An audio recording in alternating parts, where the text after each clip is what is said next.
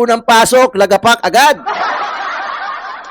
OSWS, survey Marcos, trust rating dips to -3. Dito pa lang sa inilabas ng PCIJ, makikita mo na kung sino ang dalawang pinakamalaking buhaya sa Kongreso. Yung nangunguna sa listahan, Yan. Ilocos Norte, unang distrito. Miyembro ng First Family, Siyempre. Santo Marcos, anak ng Pangulo. Nangako siya, marami raw siya ipakukulong dahil sa korupsyon. Ano? Sino nakakulong? Diskaya. Diskaya na alam naman natin, naging instrumento lamang ng mga magnanakaw at pinangungunahan na yan ni Bangag mismo na sabi ni Zaldico ay nagpasok ng 100 billion na insertion at kung Alright, isang magandang umaga, hapon o gabi sa inyong lahat, mga kayon, hit it! Music! Di kami natatakot sa katotohanan. Today is Sunday, December 28, Aming pinapakinggan. araw ng linggo Jomalon TV, issue ng bayan. sa Pilipinas. Magandang umaga, hapon o gabi, kung ano man yung weather dyan sa inyo, mga kayon. Welcome sa Issue ng Bayan, ating pag-usapan. Medyo nag-ahit tayo ng bigote ngayon, ha? Para sa mamamayan, Totoo ang laban. Hindi puro drama, di rin chismisan. Lahat ng tanong may klarong kasagutan. Kasama ka dito sa diskusyon. boses mo may halaga sa solusyon.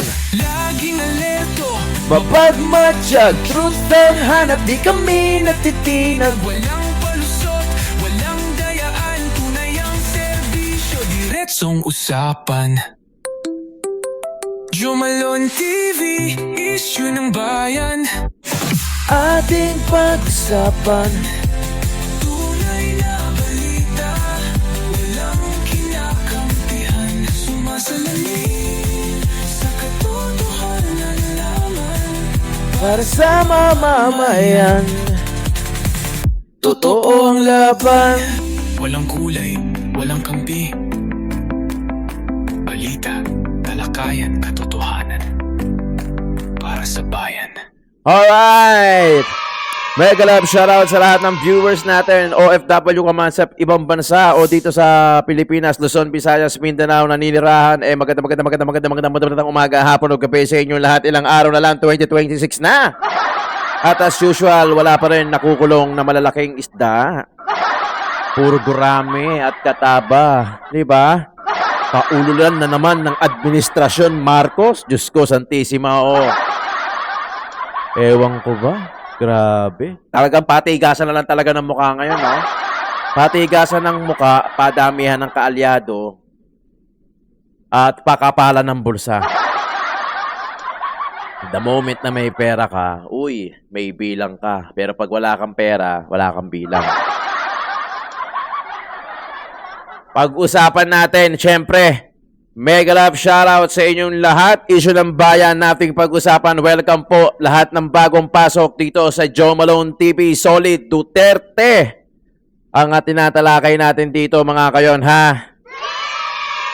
Paki-double check naman kung nakasubscribe na kayo. Kung hindi pa naman, paki-subscribe at paki-click yung bell icon. Meron po tayong mga backup channel dyan, mga kayon. Siyempre, alam niyo naman, pagka mga DDS vlogger ka o political vlogger ka ng mga Duterte, kadalasan nire-report dahil meron silang pambayad sa mga taga-report, taga-comment, 'di ba? Ilang beses ng yung Duterte 2028 ko na channel, yung backup channel ko, ilang beses na 'yan na remove ni Facebook dahil marami nagre-report. Partida walang laman, O paki-subscribe mga kayo yung backup channel natin, When Tito Talks. We're talking about anything under the sun. Podcast po yan, pati yung Tito ng ina mo, Tito John Food vlog natin para doon sa mga nakakamiss ng mga Pinoy food. At yung mga mura na, marami pa. Siyempre yung solid Duterte updates natin. Maraming salamat lahat yan. Merong mga admin. Lahat yan meron nag-upload. Pero siyempre ako yung main character doon. O may mga editor yan, ha? Kasi gusto ko mabigyan kayo ng mga iba't ibang anggulo. Siyempre, dito sa Joe Malone TV, podcast, ilalatag natin yung mga issue, tapos pag-uusapan natin, di ba? Pero yung mga ibang channel, yan yung mga iba't ibang ginagawa natin. Huwag kayong mag-alala, may editor dyan, may taga-upload dyan. Mega love shoutout po sa lahat ng mga nagko-comment sa baba. Attendance check muna tayo dyan, mga kayon! Maraming salamat po sa inyo, sa comment ninyo. Paki-comment naman kung saan yung exact location nyo if you're watching from Switzerland, Netherlands, Japan, Hong Kong. Ano pa?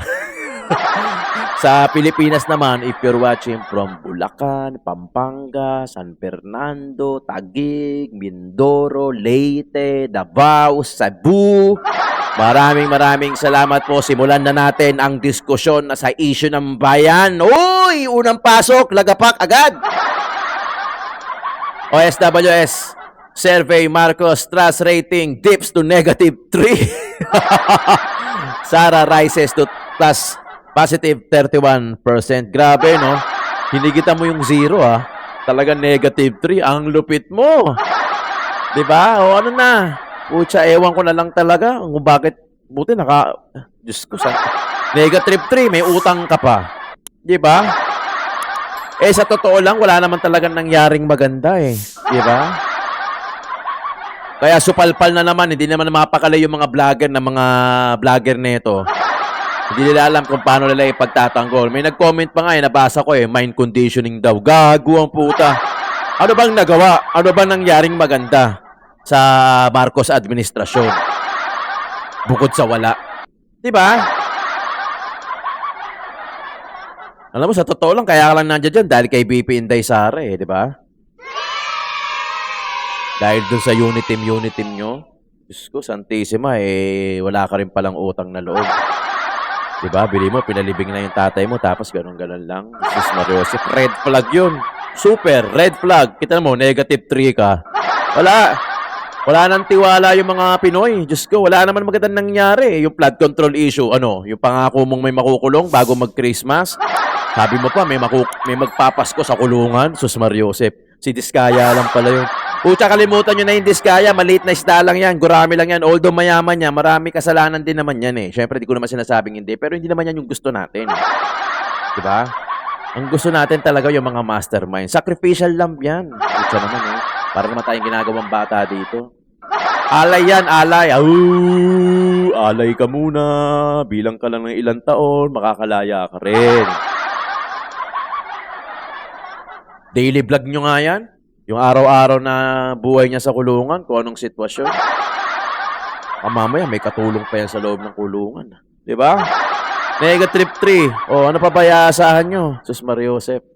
Wala, BP Inday Sara talaga. Kahit anong gawin ninyo, Inday Sara Duterte ang uupo sa 2028. Gawin man natin ngayon yung eleksyon o sa 2028, wala. BP Inday Sara pa din ang magbabagi.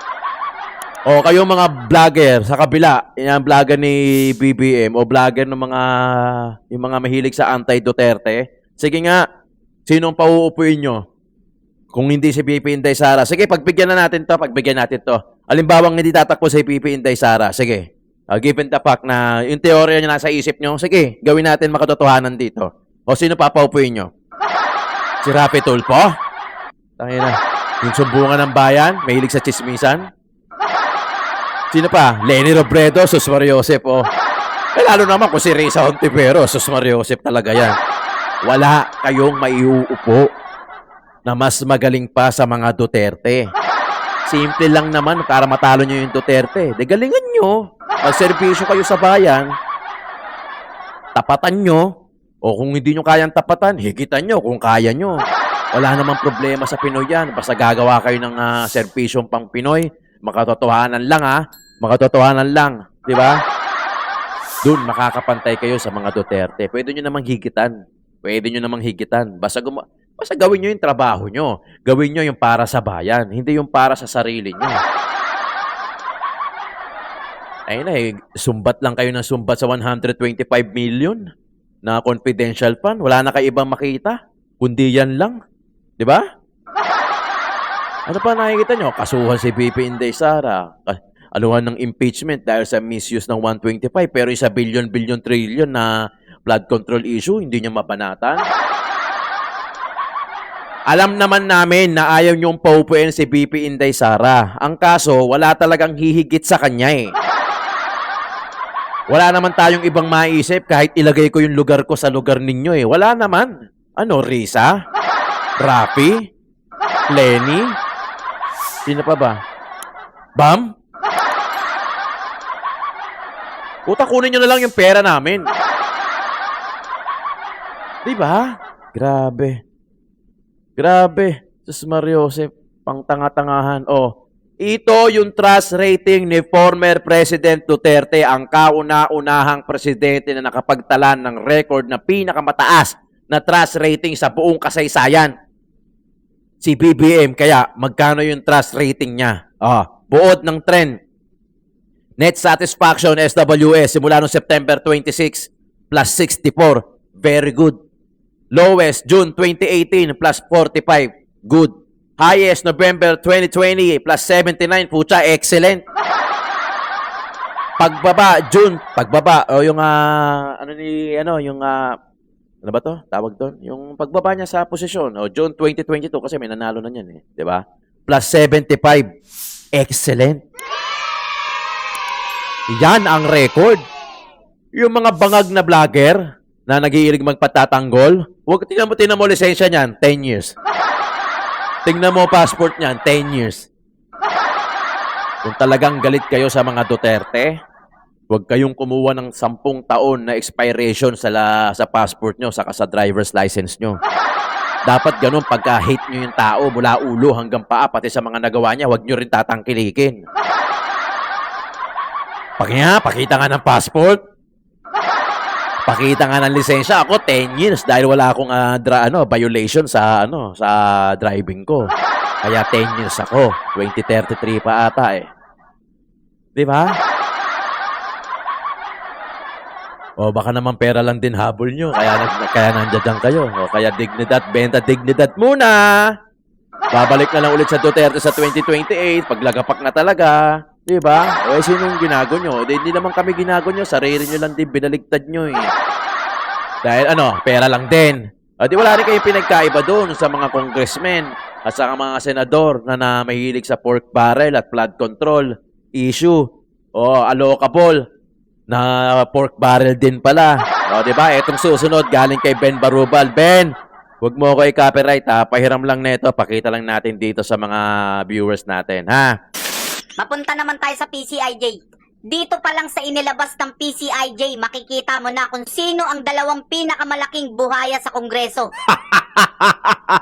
Yung dalawang distritong nakatanggap ng Lion Share.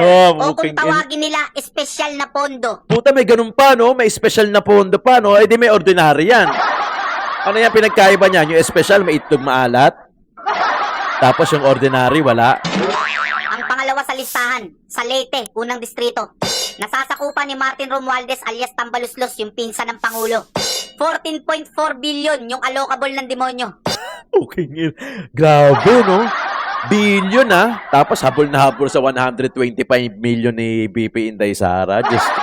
Saka kanino mo isusumbong yan? Eh, laging kasama ni Tulpo. At yung nangunguna sa listahan, Ilocos Norte, unang distrito. Miyembro ng First Family, Siyempre! Marcos, anak ng Pangulo. 15.8 billion yung allocable ng batang demonyo. Grabe, no? 15.8.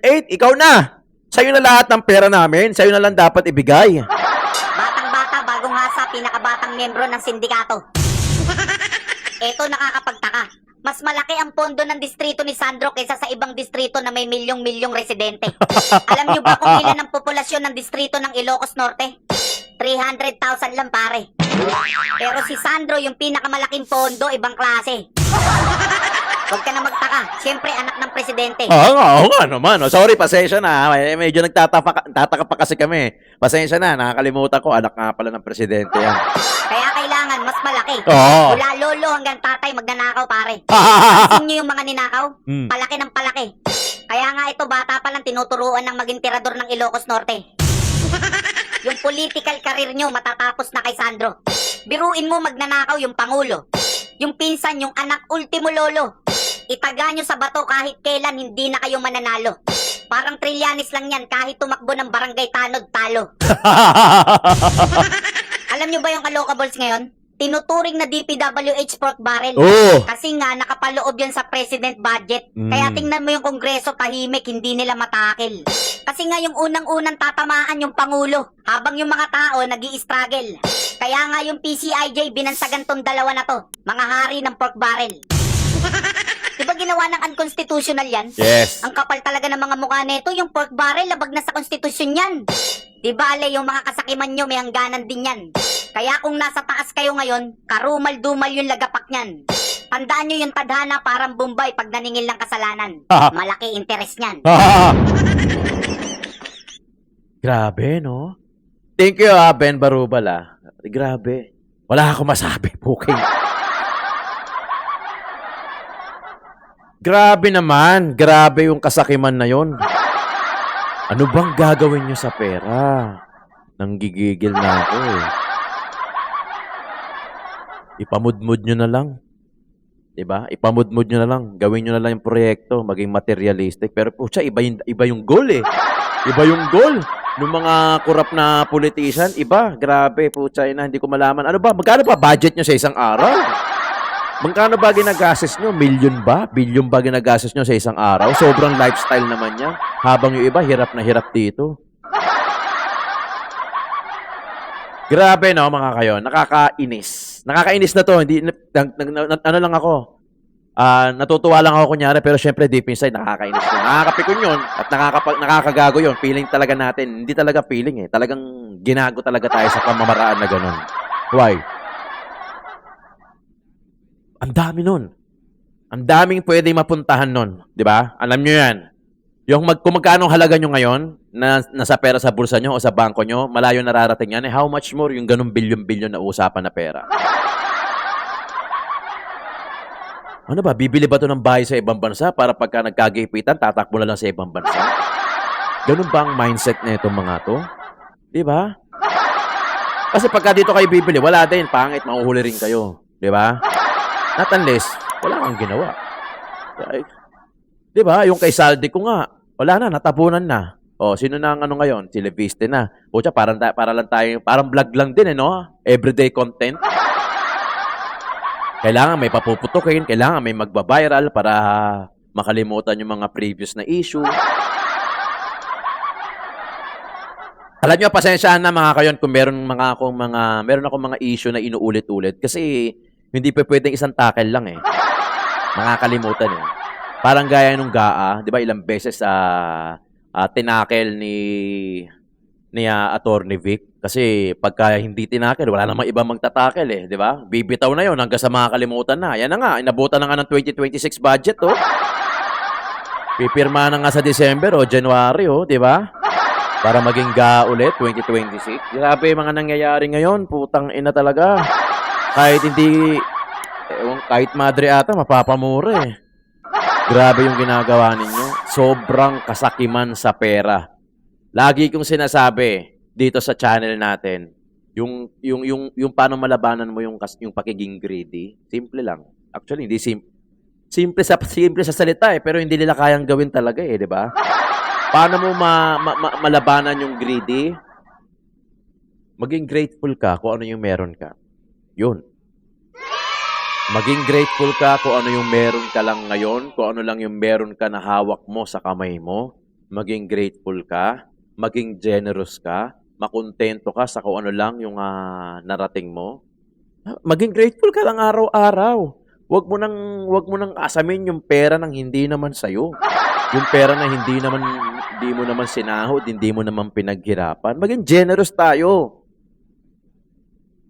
Wala kayong dadalhin sa libingan. Wala yung pera nyo, wala. Ang mag-i-enjoy lang yan yung mga mahal nyo sa buhay. At parang tinuruan nyo pa sila na huwag kumayod o magbanat ng buto. Kasi sa dami ng pera na kurakot nyo na ipamamana nyo, parang tinuruan nyo lang din sila na huwag magbanat ng buto. Ganun lang, kasimple yun. Grabe. Di ba? Nakakapiko na rin minsan eh. Kala nyo lang, ganito lang, pinag-uusapan natin. Pero puta, syempre, behind this, di ba? Behind this podcast, talagang nakakainis. Minsan, ako nga, sinabi ko nga eh, di ba? Imbis na hindi natin iintindihin kung meron bang makukulong bago magpasko, iniisip pa natin. Imbis na dapat mag-e-enjoy na lang tayo kasi isang beses lang yung December sa isang taon at isang beses lang magkakaroon ng Pasko. May mga bonuses na yan. Dapat namamasyal lang tayo together with our own family. Pero iisipin natin, puta, wala pa nakakukulong. Eh, di ba? Iisipin natin ng ganon. Pag-uusapan natin. Di ba? Ilang beses natin pinag-uusapan dito yan. Pucha, wala pa rin nakukulong. Ano na nangyari? Papatayin nga nila yung issue ng flood control eh. Di ba? Yan kay Yusek Cabral. Ayan yan.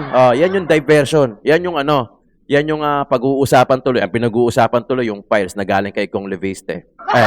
Yung hawak ni Kong Leviste. O, nasa na yung issue sa flood control.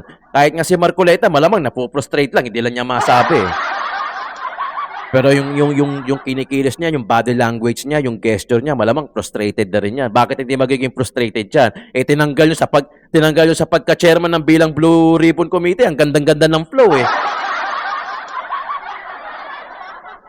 Ang ganda ng flow ng Blue Ribbon Committee nung si Marcoleta pa yung chairman. Talagang may direction. Ano nangyari?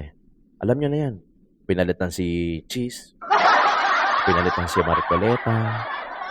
Tapos yun na. Tutuloy din naman nila, syempre. Pala di alata. O, di syempre, labo-labo na. Iba-ibang direksyon. Iba-iba ng kung sinong gusto eh, di ba? Ang gusto lang ni Marcoleta, makahuli ng mga mastermind. Yun lang naman yun eh. O. Siya lang pala may gusto nun. Saka tayo. Yung the rest, ayaw din pala. Ayun, awa ng Diyos. Wala nga. Ang masama niya, mukhang mamamatay pa yung issue ng flood control. Ganun kalupit. Di ba? Ali Roque, pasok. Usapan natin, naku, marami po. Unahin natin tong latest SWS survey na ang tiwala ng taong bayan kay Bangag ay -3. Ako sa kayo nakakita na ang tiwala ng taong bayan ay -3. Well, hindi naman po nakapagtataka yan kasi ayaw magpa-hair follicle test. Pero sinabi ng kanyang kapatid na talagang siya ay bangag. At siyempre, dahil siya ay bangag, wala siya sa tamang pag-iisip para bigyan ng solusyon ng problema ng taong bayan. Kaya naman, walang tiwala ang taong bayan kay bangag. Ang tanong, gaano katagal pa ba siya mananatili sa pwesto na ang kanyang trust rating ay nasa -3 na? Hello, antayin mo ba hanggang maging -30 yan? At sa tingin ko, malapit na mangyari yan. Dahil tignan ninyo, nangako siya, marami raw siya ipakukulong dahil sa korupsyon. Ano? Sino nakakulong? Diskaya. Diskaya na alam naman natin, naging instrumento lamang ng mga magnanakaw at pinangungunahan na yan ni Bangag mismo na sabi ni Zaldico ay nagpasok ng 100 billion na insertion at kung saan ang 25 billion equivalent to 25% ng 100 billion ay dineliver niya. At wag natin kakalimutan yung 100 billion niya sa 2025 budget na ulit muli ng 2026.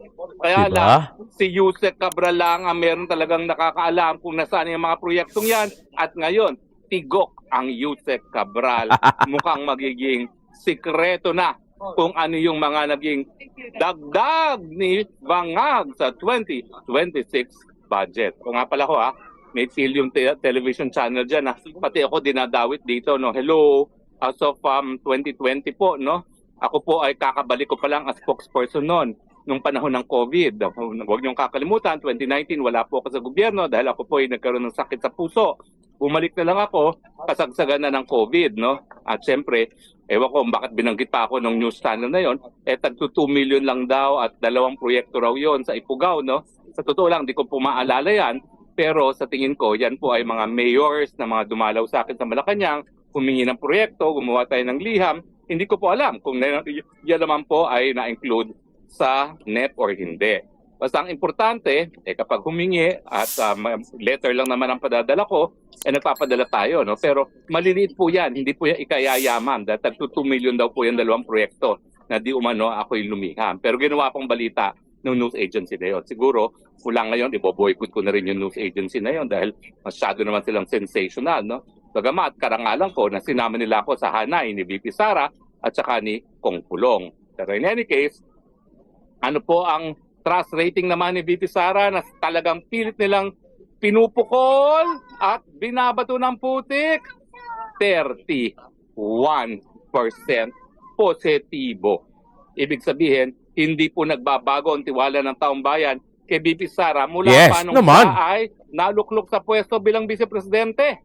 Nako, alam niyo po, that is a feat kasi kita niyo naman, lahat na ng putik, pilit nilang ibinato kay BP Sara, effect pa rin. At siya pa rin ang pinagkakatiwalaan ng taong bayan at siyempre siya pa rin ang ihahalal lang ng taong bayan kung ngayon ay magiging eleksyon na. Pero wag po tayo magpapagiging kampante ha. Ayon sa aking informante, talagang plano nila na pabagsakin si BP Sara. Kaya yung mga kasinungalingan ni Madriaga, yung pangalawa na namang impeachment complaint, lahat po yan. Gagamitin na naman Planado nila yan. ang Laban ng Bayan, yung 2026 budget para masigurado ma-impeach si BP Sara dahil, ang balita ko, ayaw ng mga bangag ng kalaban. Gaya na nangyari dyan sa Congressional District ni Tambaluslos na pinadisqualify ang kalaban. Hindi na sila lalaban. Ang gagawin na lang nila, tatanggalin nila ang nilang mga kalaban para forever Marcos 2.0 ang tawag nila dyan. Marcos 2.0, Marcos forever na naman as second time around. Nako naman po mga kababayan, wag na kayo pumayag ha. Dahil kung tayo magma-Marcos 2.0, nakakahiya na po at saka baka wala ng Pilipinas. Mantakin nyo, magkakaroon tayo ng ASEAN chairmanship. Pupunta rito pati si Trump. Sinong sasalubong? Isang babangag-bangag. Mahiya naman kayo, no? Bigyan nyo naman ng kahihiyan. At isiguraduhin natin na pag nagkaroon ng ASEAN, ang sasalubong sa mga bisita natin ay si VP Sara na sa tamang pag-iisip. Huwag naman yung babangag-bangag. Kaya kayo, tapos na ang Pasko, naintindihan ko, ayaw nyo ng gulo sa buhay nyo ng Pasko dahil isang beses, isang taon, nais ninyong maging maligaya, pero nagkaroon na tayo ng ganyang pagkakataon, nagkaroon na tayo ng maligayang Pasko. Ngayon naman, siguraduhin natin na manigong bagong taon sa pamamagitan ng mapayapang pagpapalit ng presidente mula sa isang presidenteng bangag sa isang presidente na nasa tamang pag-iisip. Alam nyo, ganito Pero yan eh. tayo Di ba? naman nag-uusap na. No? Pag-usapan na rin natin na Talaga namang, obviously, talaga namang gagawin nila lahat. Wag lang nila talagang mapatakbo si VP Inday Sara. Kaya yung impeachment, ano yan eh, sa PEP talagang ipopostro nila yan. Marami yang naka-line up, pati yung mga kaso-kaso, lahat. May mga collaboration, yung pink, dilaw, lahat ng kulay nagsama-sama para pabaksakin lang yung berde na yan. Para pabaksakin lang si VP Inday Sara. Huwag tayong papayag mga kayon. Paki-like and share itong mga video natin nang sa ganun kumalat. Kasi pinagagamit eh. Sa dami ng perang kinurakot nila, kaya nilang bumili ng dignidad. Kaya nilang bumili ng pagkatao, prinsipyo na ikaw, halimbawa, yung iba, hindi ko sinasabing kayo, yung iba na solid Duterte, babayaran lang nila, mabibili nila yon, maniwala kayo sa akin. Dahil maraming kayang bilhin ng pera nila at meron silang pambayad. Hindi lang yan ang babayaran nila. Marami pa silang babayaran ng mga congressmen, ng mga senado para labanan si VP Inday Sara. Na sa ganon, manatili yung ganong plano, yung mga ganitong ginagawa nila sa susunod na eleksyon at sila na naman ang mag-ari-harian. Tayo, kawawa na naman ang Pinoy. Ganun na naman ang mangyayari sa atin. Kawawa na naman ang Pinoy. Lugmok na naman tayo. May mga project na naman kuno habang sila kuha ng pera. May project tapos hindi naman nagmamaterialize. Hindi nakukumpleto. Kaya magtatayo ng tulay. Aayusin yung ganito. Flood control. Magtapatayo ng maraming eskwelahan na dapat priority. Yung health education na kailangan priority. Hindi nangyayari.